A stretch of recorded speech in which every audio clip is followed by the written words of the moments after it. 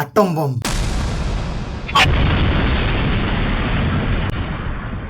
दोस्तों आज अगर हम घर में शांति से सो पा रहे हैं तो इंडिया के इन दोनों लीडर्स और कुछ चुनिंदा साइंटिस्ट की वजह से। अगर ये सब ना होता तो शायद हमारा हालत आज कुछ ऐसा होता।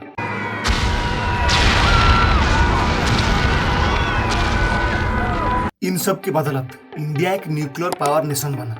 अगर हम एक न्यूक्लियर पावर नेशन ना होते तो अमेरिका, जो हमारा दोस्त जैसा बस दिखावा करता है लेकिन पाकिस्तान को खुल्लम खुल्ला सपोर्ट करता है, चाइना जिसको हमारी हर डेवलपमेंट पर प्रॉब्लम है, उन्होंने हमारे छाती के ऊपर कुछ इस प्रकार नृत्य कर रहे होते और ये दोगला पाकिस्तान की बात न करे तो अच्छा है। और बाकी का जो नेशन रह गए उन्होंने हमारी तबाही का मंजर देख करके बस हाथ के ऊपर हाथ रख करके तमाशा देखते हैं। सो दोस्तों इधर सवाल है, कैसे इन चुनिंदा लीडर्स ने अमेरिका की आंखों में धूल झोंक करके भारत को एक परमाणु संपन्न राष्ट्र बनाया। और दोस्तों सबसे मेन बात, आज के टाइम में हमारे न्यूक्लियर प्रोग्राम कितना खतरनाक हो चुका है, आज हम इस वीडियो में जानेंगे। तो दोस्तों चलिए सबसे इंटरेस्टिंग सवाल पर बात करते हैं, भारत ने क्यों न्यूक्लियर वेपन डेवलप किया।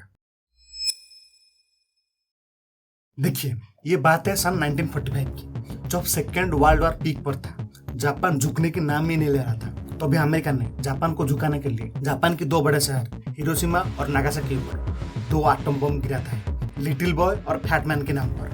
इस न्यूक्लियर बम की तबाही इतना खतरनाक था कि जापान ने बिना शर्त लगाए सेकेंड वर्ल्ड वॉर से पीछे हट जाता और अब यही से सेकेंड वर्ल्ड वॉर खत्म होता है। लेकिन दोस्तों न्यूक्लियर बम की तबाही को देख करके बाकी का जो नेशन थे उन्होंने इस टेक्नोलॉजी को हासिल करने के लिए अब रेस में लग जाते हैं। पहले तो अमेरिका, उसके बाद सोवियत यूनियन, उसके बाद यूके और फ्रांस ने न्यूक्लियर बम टेक्नोलॉजी में महारत हासिल करते हैं। उन नेशन को देख करके इंडिया ने डिसाइड करता है न्यूक्लियर टेक्नोलॉजी में महारत हासिल करने के लिए, लेकिन बस पीसफुल पर्पज के लिए, जैसे न्यूक्लियर टेक्नोलॉजी से सस्ता बिजली बनाना, एग्रीकल्चर, माइनिंग, मेडिसिन इंडस्ट्री में इसको इस्तेमाल करना। तो इस बात को ध्यान में रख करके भारत ने 1948 में Indian atomic energy commission and 1954 में department of atomic energy establish करता है जवाहरलाल नेहरू के नेतृत्व में। And department of atomic energy का पहला चेयरमैन डॉक्टर होमी जहांगीर भाभा बनते हैं, जिनको इंडियन न्यूक्लियर प्रोग्राम का फादर माना जाता है। एटॉमिक एनर्जी डिपार्टमेंट बनने के बाद 1956 में इंडिया ने कनाडा के साथ बात करके एक एग्रीमेंट साइन करता है for supply of heavy water for establishing India fast nuclear reactor. इस सिचुएशन को देख करके अमेरिका तुरंत इस डील में एंट्री लेता है, क्योंकि अमेरिका को डर था कहीं इंडिया प्रो कनाडा ना हो जाए। और दोस्तों इन दोनों नेशन ने भी हेवी वाटर के साथ भारत को प्लूटोनियम भी सप्लाई किए थे फॉर न्यूक्लियर रिएक्टर। दोस्तों आप जान करके हैरान हो जाओगे, हमारे साइंटिस्ट ने दिन रात मेहनत करके भाभा एटॉमिक रिसर्च सेंटर में पहला न्यूक्लियर रिएक्टर स्टैब्लिश करते हैं, अप्सरा के नाम पर, जो एशिया में पहला न्यूक्लियर रिएक्टर था। दोस्तों इसी बीच भारत के ऊपर एक बहुत बड़ा आपदा आता है, इंडो चाइना वार 1962।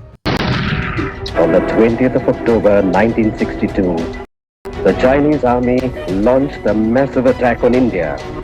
जिस वार में भारत हार जाता है और लद्दाख की कुछ पार्ट चाइना कब्जा कर लेता है, जिसको अभी अक्साई चीन बोला जा रहा है। इस वार के ठीक 2 साल के बाद यानी कि 1964 में चाइना ने सक्सेसफुली न्यूक्लियर टेस्ट कंडक्ट कर लेता है, यानी कि भारत के ऊपर अब दबाव आ जाता है जैसे तैसे करके भारत को एक सक्सेसफुली न्यूक्लियर टेस्ट कंडक्ट करना है, नहीं तो चाइना न्यूक्लियर वेपन के दम पर भारत के ऊपर कहीं और अटैक ना करते। दोस्तों चाइना को देख करके भारत ने उसके न्यूक्लियर प्रोग्राम को रैपिड ही कर रहा था, तो अभी एक दुखद खबर सामने आता है।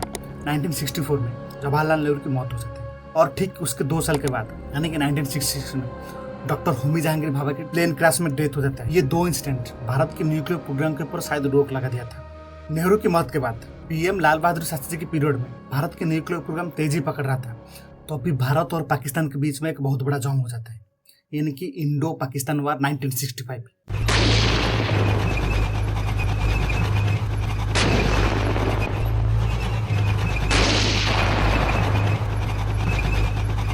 जिस वार में पाकिस्तान फोर्सेस को भारत फोर्सेस ने मुंह तोड़ जवाब दिए थे और इस वार में पाकिस्तान बुरी तरह से हार गया था, जिसमें उनके बहुत सारे टैंक डिस्ट्रॉय हो गया था। लेकिन दोस्तों इस वार के ठीक 6 महीने के बाद शास्त्री जी की मौत कॉन्स्पिरेसी वे में हो जाता है, जिसमें बोला जाता है सीआईए का इसमें हाथ था।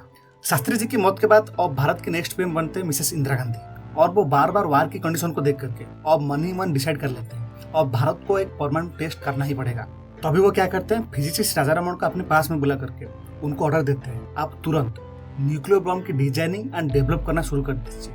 राजा रमन ने 75 साइंटिस्ट को लेकर के उनके काम में लग जाते हैं। और दोस्तों ठीक उसी टाइम जो 5 न्यूक्लियर कैपेबल कंट्री थे उन्होंने एक ट्रीटी ले आते हैं, नॉन प्रोलिफरेशन ट्रीटी।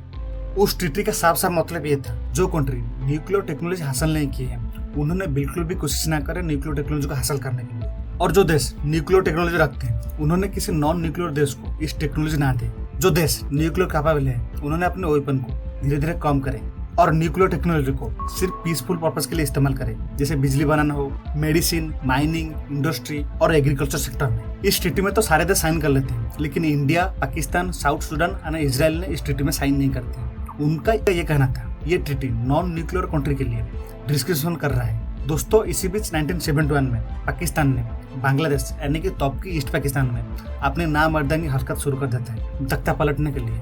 पाकिस्तान ने क्या करता है, ईस्ट पाकिस्तान में अपनी मिलिट्री भेजता है और कत्लेआम करने लगता है। जो मेल थे उनको घर से लाकर के गोली मार देते हैं और जो फीमेल थे उनके साथ गलत हरकत करना शुरू कर देते हैं। तो अभी तब की बांग्लादेश की पीएम ताजुद्दीन अहमद भारत की सहायता मांगते हैं और दिसंबर 1971 में भारत ऑफिशियली इस वार में इन्वॉल्व हो जाता है। भारत के इन्वॉल्वमेंट को देख करके पाकिस्तान ने अमेरिका और चाइना से मदद मांगता है और अमेरिका और चाइना ने पाकिस्तान को एडवांस वेपन सप्लाई करते हैं। उसके साथ अमेरिका क्या करता है, पाकिस्तान की मदद के लिए उसके 7th फ्लीट को भेजता है हिंद महासागर में, जिसमें यूएसएस एंटरप्राइज जैसे कैरियर स्ट्राइक ग्रुप थे। और अमेरिका यूनाइटेड किंगडम को मना लेता है उसकी वारशिप इंडिया के एग्नेस्ट में भेजने के लिए। तभी Mrs Indira Gandhi Soviet union से मदद मांगते हैं, यानी कि आज की रशिया से। सोवियत यूनियन क्या करता है, उसके nuclear capable submarine Indian ocean में भेजता है। जैसे इस न्यूज के बारे में अमेरिका को पता चल जाता है, अमेरिका साइलेंट हो जाता है और यूके उसकी वारशिप को अभी बुला लेता है। और अब इंडियन मिलिट्री फोर्सेस ने पाकिस्तान को फिर से एक मुंह तोड़ जवाब देते हैं और अभी बांग्लादेश के जन्म हो जाते हैं। दोस्तों, बार बार इस वार की सिचुएशन को देख करके पीएम इंदिरा गांधी ने अभी ठान लेते हैं न्यूक्लियर टेस्ट करने के लिए। तो वो इंडियन आर्मी की 6th इंजीनियर रेजिमेंट को काम देते हैं राजस्थान के पोखरण में शाफ्ट खोदने के लिए फॉर न्यूक्लियर टेस्ट। दोस्तों, भारत ने न्यूक्लियर टेक्नोलॉजी को हासिल करने के लिए सालों से लगा रहा था और फाइनली भारत ने प्लूटोनियम को एक्सप्लोर करने के लिए उसकी टेक्नोलॉजी हासिल कर लेते हैं, जो एक रेडियो एक्टिव एलिमेंट है। जो प्लूटोनियम कोर बनाया गया था उसको ट्रॉम्बे से 900 किलोमीटर दूर पोखरण टेस्ट रेंज में लिया जाता है और फाइनली इस डिवाइस को असेंबल करके एल शेप शाफ्ट में रखा जाता है और शाफ्ट को रेत एंड सीमेंट से सील कर दिया जाता है। ऑब्जर्वेशन बंकर टेस्ट साइट से 5 किलोमीटर दूर बनाया गया था ताकि काम कर रहे साइंटिस्ट और जो एम्प्लॉय थे उनके ऊपर कुछ रेडिएशन की इफेक्ट ना पड़े। और फाइनली 18 मई 1974 वो दिन आकर के पहुंच जाता है जिस दिन को भारत ने पिछले 3 साल से इंतजार किया था, यानी कि उसी दिन 8:05 पर प्रणब आर दसीदार ने फायर बटन को प्रेस करते हैं, जिन्होंने इस बटन को डिजाइन किए थे। और ठीक कुछ टाइम के बाद पीएम इंदिरा गांधी को कॉल जाता है, मैडम बुद्ध ने स्माइल किए हैं। यानी कि दोस्तों, भारत ने अमेरिका को उल्लू बना करके उसकी पहला न्यूक्लियर टेस्ट सक्सेसफुली कंडक्ट कर चुका था। और दोस्तों, भारत ने जैसे इस न्यूज को दुनिया के सामने पेश करता है तो अभी दुनिया भर से रिएक्शन आना शुरू हो जाता है। पहले तो पाकिस्तान की PM Zulfikar Ali Bhutto strongly react करके ये बोलते हैं, हम घास खा लेंगे नहीं तो भूखा रह लेंगे, लेकिन हम न्यूक्लियर टेस्ट करके ही रहेंगे, यानी कि न्यूक्लियर बम बना के ही रहेंगे। अमेरिका के नेतृत्व में न्यूक्लियर सप्लाई ग्रुप बनाया गया, जिस ग्रुप का मेन एम था भारत को किसी भी प्रकार की nuclear material, technology and fuel supply ना करना। अमेरिका भारत के ऊपर फाइनेंशियल सैंक्शन लगा देता है, कनाडा ने उसकी न्यूक्लियर कोऑपरेशन से पीछे हट जाता है, जबकि भारत दुनिया को बता रहा था हमारे न्यूक्लियर टेस्ट बस पीसफुल पर्पज के लिए है। लेकिन दोस्तों, जो बाकी न्यूक्लियर कैपेबल कंट्री थे, रूसिया, यूके, फ्रांस, चाइना, उन्होंने स्ट्रांगली कंडेम करते हैं इंडिया के इस टेस्ट को। After first nuclear test of India 1970 पर भारत के ऊपर इतना दबाव आ चुका था कि भारत ऑलमोस्ट 2 डिकेड तक कुछ भी न्यूक्लियर एक्सप्लोजन नहीं किया था। लेकिन इसका मतलब ये नहीं था कि भारत साइलेंट बैठा था। 1980 से लेकर के 1990 के बीच में बार्क एंड डीआरडीओ ने मिलकर क्विकली डिजाइन इंप्रूव कर रहे थे, जैसे प्लूटोनियम प्रोडक्शन, मिसाइल टेक्नोलॉजी और डिलीवरी सिस्टम के लिए। इन्हीं सालों में डॉक्टर एपीजे अब्दुल कलाम की बदौलत भारत ने integrated guided missile development program की नींव रखता है, जिसका एम था इंडिया को बैलिस्टिक मिसाइल प्रोवाइड करना। एक्चुअली जो मिसाइल न्यूक्लियर वेपन कैरी करता है और भारत ने भी इस टेक्नोलॉजी में महारत हासिल करते हैं। और दोस्तों, मूवी में जैसे क्लाइमेक्स होता है उसी तरह के क्लाइमेक्स अगर रियल लाइफ में ना हो तो क्या मजा है। क्या होता है ना, अमेरिका की मदद से ये पता चल जाता है पाकिस्तान उसके न्यूक्लियर प्रोग्राम, जो क्लैंडस्टाइन न्यूक्लियर एक्सपेरिमेंट, उसमें तेजी से ग्रोथ कर रहा है। और जैसे 1980 में इंदिरा गांधी वापस पीएम बनते हैं तो वो ऑर्डर देते हैं इस बार भारत को न्यूक्लियर बम डेवलप करना चाहिए। इसलिए भारत ने 1982 में पोखरण टेस्ट रेंज में 2 नया शाफ्ट खोदने लगते हैं। लेकिन इस बार दोस्तों अमेरिका पकड़ लेता है उसकी स्पाई सैटेलाइट के जरिए और दबा पका करके इस टेस्ट को रोक देता है। बट फिजिसिस्ट रमन का मानना था भारत को अब यूरेनियम इन्वेस्टमेंट प्रोग्राम स्टार्ट करना चाहिए। इंटरनेशनल सैंक्शन के बावजूद चाइना, रूसिया एंड नॉर्वे ने भारत को हेवी वाटर सप्लाई करता है। हेवी वाटर न्यूक्लियर रिएक्टर में कूलेंट के रूप में काम करता है, यानी कि न्यूक्लियर रिएक्टर में जो फास्ट मूविंग न्यूट्रॉन्स हैं उनकी स्पीड को स्लो डाउन करे ताकि चेन रिएक्शन चलते रहे और ब्रिजिल प्रोड्यूस होते रहे। भारत ने हेवी वाटर उनसे क्यों इंपोर्ट किया? क्योंकि भारत के पास ऑलरेडी न्यूक्लियर रिएक्टर था उनको मेंटेन करने के लिए। भारत ने हेवी वाटर इन देशों से क्यों लिया? क्योंकि कनाडा ने उसकी डील से पीछे हट चुका था। और फाइनली 1985 में भाभा एटॉमिक रिसर्च सेंटर में भारत ने एक नया न्यूक्लियर रिएक्टर कमीशन करते हैं ध्रुव के नाम पर, जो वेपन ग्रेड मटेरियल प्रोड्यूस करता है लार्ज अमाउंट में। और भारत ने भी ये प्लान करता है हर साल 70 से 80 न्यूक्लियर वारहेड बनाया जाए, क्योंकि उसी टाइम जो अमेरिका और यूएसएसआर थे उनकी न्यूक्लियर वारहेड काउंट 1000 के ऊपर चला गया था, यानी कि 4000 5000 क्रॉस कर चुका था। दोस्तों इसी बीच 1996 में एक अंतर्राष्ट्रीय समझौता आता है CTBT, यानी कि comprehensive nuclear test ban treaty. ये ट्रीटी ये कहता है दुनिया में कहीं भी किसी भी तरह की न्यूक्लियर एक्सप्लोजन ना किया जाए, पानी, हवा, जमीन या स्पेस में कहीं पर भी नहीं।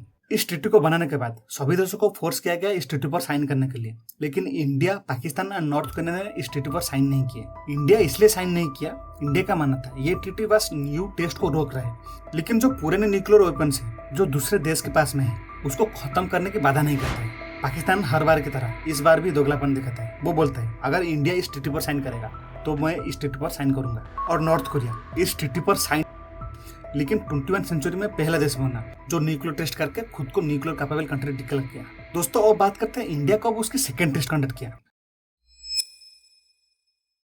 जैसे 1995 में नरसिम्हा राव पीएम बनते हैं तो अब ऑर्डर देते हैं thermo nuclear fusion device develop करने के लिए। ये डिवाइस न्यूक्लियर बॉम्ब में एक इंपोर्टेंट कंपोनेंट है। दोस्तों भारत में उसकी सेकेंड न्यूक्लियर टेस्ट कंडक्ट करने के लिए आगे ही बढ़ रहा था, तभी अमेरिका फिर से पकड़ लेता है उसकी सैटेलाइट के जरिए में। देखिए क्या होता है ना, 1982 के दौरान जो इंदिरा गांधी के टाइम में 2 शाफ्ट बनाया गया था, उसमें पानी भर गया था। उस पानी को निकालने के लिए जब पंप लगाया जाता है तब अमेरिका सैटेलाइट पकड़ लेता है और इस बार फिर से इंटरनेशनल दबाव पकड़ करके इस टेस्ट को रोक देता है। इसी बीच 1996 से लेकर के 1998 के बीच में भारत में पॉलिटिकल इंस्टेबिलिटी देखने को मिलता है और ठीक जनरल इलेक्शन से पहले वाजपेयी उनकी रैली में ये अनाउंस करते हैं अगर मैं इस बार पीएम बनूंगा तो जरूर भारत को न्यूक्लियर वेपन देके जाऊंगा, यानी कि भारत को न्यूक्लियर वेपन कैपेबल कंट्री बना के जाऊंगा। और फॉर्चुनेटली 1998 की जनरल इलेक्शन में वाजपेयी सरकार में आ जाते हैं। जैसे ही वो पीएम बनते हैं तो वो तुरंत doctor APJ Abdul Kalam and R Chidambaram के साथ एक मीटिंग रखते हैं और मीटिंग में ये डिसाइड होता है तुरंत एक न्यूक्लियर टेस्ट कंडक्ट किया जाए। आर्मी की 58 इंजीनियरिंग क्लब को ये काम दिया जाता है नया शाफ्ट खोजने के लिए फॉर न्यूक्लियर टेस्ट। और दोस्तों बार बार धोखा खाकर इंडियन इंटेलिजेंस को पता चल चुका था कि इससे अमेरिका सैटेलाइट को धोखा देना है, तो इसलिए जो साइंटिस्ट और जो बाकी पर्सनल इन्वॉल्व थे उनको ऑर्डर दिया जाता है आप बस रात में ही काम करोगे, मशीनरी को डे टाइम अपनी जगह सही तरह से रख देना है, जैसे कार, ट्रक या दूसरी चीज हो गया। बॉम्ब शाफ्ट जब खोदोगे उसके ऊपर नेटिंग कर दोगे और जो केबल्स एंड वायर्स थे उसके ऊपर रेत ढक दोगे ताकि सैटेलाइट को पता ना चले इधर क्या हो रहा है। और सारे साइंटिस्ट को ऑर्डर दिया गया आप हमेशा आर्मी यूनिफॉर्म में रहोगे। और दोस्तों इस टेस्ट का सीक्रेसी मेंटेन करने के लिए साइंटिस्ट का नाम भी बदल दिया गया, जैसे डॉक्टर APJ अब्दुल कलाम के नाम जनरल पृथ्वीराज रखा गया, राजगोपाल चिदम्बरम का नाम नटराज रखा गया। दोस्तों इस बॉम्ब की डिजाइन से लेकर के डेवलपमेंट तक DRDO की 3 लेबोरेटरीज इन्वॉल्व थे। फाइनली 1 मई 1998 को बॉम्ब को पैक करके भाभा एटॉमिक रिसर्च सेंटर से बॉम्बे एयरपोर्ट तक लिया जाता है, यानी कि आज की मुंबई। और उधर से एक इंडियन एयरफोर्स AN-32 एयरक्राफ्ट की मदद से जैसलमेर एयरपोर्ट तक पहुंचा जाता है। फिर उधर से 4 ट्रक के जरिए बॉम्ब को राजस्थान की पोखरण रेंज में लिया जाता है और पहले से ही बना हुआ प्रेयर हॉल में उस बॉम्ब को रखा जाता है। दोस्तों भारत ने कुल 6 एटॉमिक बम बनाया था एक्सप्लोजन के लिए। उनका नाम था शक्ति 1, शक्ति 2, शक्ति 3, शक्ति 4, शक्ति 5, शक्ति 6। दोस्तों और फाइनली 10 मई 1998 को शक्ति 1 जो एक थर्मो न्यूक्लियर डिवाइस था उसको व्हाइट हाउस नामक शाफ्ट में रखा जाता है। शक्ति 2 जो एक फिशन बम था उसको ताजमहल नामक शाफ्ट में रखा जाता है। और शक्ति 3 जो एक एक्सपेरिमेंटल सब किलोटन डिवाइस था उसको कुंभकर्ण नामक शाफ्ट में रखा जाता है। और तीनों बम को 11 मई 1998 को एक साथ में डिटोनेट किया जाता है और उसके ठीक 2 दिन के बाद 13 मई 1998 को और 2 बम शक्ति 4 एंड शक्ति 5 को डिटोनेट किया जाता है। और दोस्तों ये टेस्ट सक्सेसफुल रहता है, लेकिन दोस्तों भारत ने शक्ति 6 को डिटोनेट नहीं किया क्योंकि ऑलरेडी भारत ने न्यूक्लियर बम एक्सप्लोजन टेक्नोलॉजी हासिल कर चुका था fission and thermo nuclear fusion bomb experiment करके। सो दोस्तों इसलिए भारत ने शक्ति 6 को डिटोनेट नहीं किया। लेकिन दोस्तों पोखरण में ये सेकेंड टेस्ट के बाद भारत तो अब 6ठा न्यूक्लियर कैपेबल कंट्री बन चुका था। और तभी अटल बिहारी वाजपेयी पूरा देश को एड्रेस करके ये बोलते हैं, Today at 15:45 hours, India conducted 3 underground nuclear tests in the Pokhran range. दोस्तों हर बार अमेरिकन सैटेलाइट भारत को पकड़ लेता था, लेकिन इस बार भारत अमेरिका की आंखों के नीचे से 5 न्यूक्लियर बम की सक्सेसफुल टेस्ट कंडक्ट कर चुका था। और इस टेस्ट के तुरंत बाद अमेरिका भारत के ऊपर फाइनेंशियल सैंक्शन लगा देता है। ह्यूमैनिटेरियन एड के अलावा दूसरे credits and short term defence material and technology को बैन कर देता है। और बाकी यूनाइटेड नेशन सिक्योरिटी काउंसिल का परमानेंट मेंबर जैसे कि रूसिया, चाइना, फ्रांस, यूके इन्होंने इस टेस्ट को कड़ी निंदा करते हैं। लेकिन दोस्तों बॉम्बे स्टॉक एक्सचेंज में बहुत बड़ी ग्रोथ देखने को मिलता है। दोस्तों सभी नेशन ने तो रिएक्ट किया, लेकिन पाकिस्तान कैसे पीछे रह जाएगा? पाकिस्तान के पीएम नवाज शरीफ ये रिएक्ट करके बोलते हैं, हम इसके खिलाफ जरूर अप्रोप्रिएट एक्शन लेंगे। चागाई 1 और चागाई 2 के नाम पर 6 न्यूक्लियर टेस्ट सक्सेसफुल कंडक्ट कर लेते हैं और इसका इंजाम हर बार की तरह इस बार भी भारत के ऊपर डालता है। दोस्तों इस टेस्ट के बाद अब सबसे बड़ा सवाल था, भारत की न्यूक्लियर डॉक्ट्राइन क्या होगा, यानी कि हम कब, कैसे और किसके खिलाफ न्यूक्लियर वेपन टेस्ट कर सकते हैं। 4 जनवरी 2003 को cabinet committee on security council ने ऑफिशियली डॉक्यूमेंट रिलीज किया जिसमें इंडिया की न्यूक्लियर डॉक्ट्राइन समराइज था। फर्स्ट, हम उतना ही ओपन रखेंगे जितना डिटरेंस के लिए जरूरी है। सेकेंड, इंडिया कभी भी पहले न्यूक्लियर अटैक नहीं करेगा, सिर्फ रिटेलिएशन में यूज करेगा। अगर इंडिया के ऊपर न्यूक्लियर अटैक होता है तो रिटेलिएशन मैसिव होगा ऑन एक्सेप्टेबल डैमेज के लेवल तक। थर्ड, नॉन न्यूक्लियर नेशन के खिलाफ इंडिया कभी भी न्यूक्लियर वेपन इस्तेमाल नहीं करेगा। फोर्थ, फाइनल लॉन्च का अथॉरिटी सिर्फ पॉलिटिकल सिविलियन लीडर के पास रहेगा, जैसे पीएम इसका हेड बनेंगे। दोस्तों नो फास्ट यूज पॉलिसी भी ये बोलते हैं, अगर इंडियन फोर्सेस के ऊपर बायोलॉजिकल या केमिकल वेपन से अटैक होता है तो भारत न्यूक्लियर ऑप्शन भी रख सकते हैं, यानी कि no first use policy mandatory नहीं। दोस्तों भारत और पाकिस्तान की करंट सिनेरियो को देख करके चलिए बात करते हैं इंडिया किससे उसके न्यूक्लियर वेपन को डिलीवर कर सकता है। पहला, भारत ने उसकी न्यूक्लियर वेपन डिलीवर करने के लिए एक न्यूक्लियर ट्रायड रखता है जिसमें इंडियन आर्मी, इंडियन नेवी और इंडियन एयरफोर्स शामिल है। पहले इंडियन आर्मी लैंड से न्यूक्लियर वेपन डिलीवर कर सकता है अग्नि, पृथ्वी एंड ब्रह्मोस मिसाइल के जरिए, जो मिसाइल ऑफिशियली 300 से 5000 किलोमीटर टारगेट को गिरा सकता है। 2024 में डीआरडीओ ने मिशन दिव्यास्त्र के नाम से अग्नि 5 को MIRV टेक्नोलॉजी के साथ टेस्ट किया, यानी multiple independently targetable re entry vehicle. इसका सिंपली मतलब एक मिसाइल उसके अंदर 3 से 4 वार हेड को कैरी कर सकते हैं और डिफरेंट टारगेट को हिट कर सकते हैं। ईरान ने जो मिसाइल टेक्नोलॉजी को इजराइल के एग्नेस्ट में इस्तेमाल किया था। दोस्तों मैं आपको बताने के लिए चाहता हूँ, दुनिया भर में ये एडवांस मिसाइल टेक्नोलॉजी बस कुछ ही देश के पास में, अब इंडिया उसमें शामिल हो चुका है। एयर न्यूक्लियर डिलीवरी के लिए इंडियन एयरफोर्स ने कुछ स्पेशल जेट मॉडिफाई करके रखे हैं, जैसे मिराज 200 से लेकर के जागुआर, सुखोई और राफेल जैसे एडवांस विमान शामिल है। ये एयरक्राफ्ट स्टैंडअप रेंज से न्यूक्लियर बम या मिसाइल डिलीवर कर सकते हैं, लेकिन इनका सर्वाइवेबिलिटी बहुत कम होता है, इसलिए लॉन्ग टर्म फोकस अब सबमरीन पर शिफ्ट हो रहा है।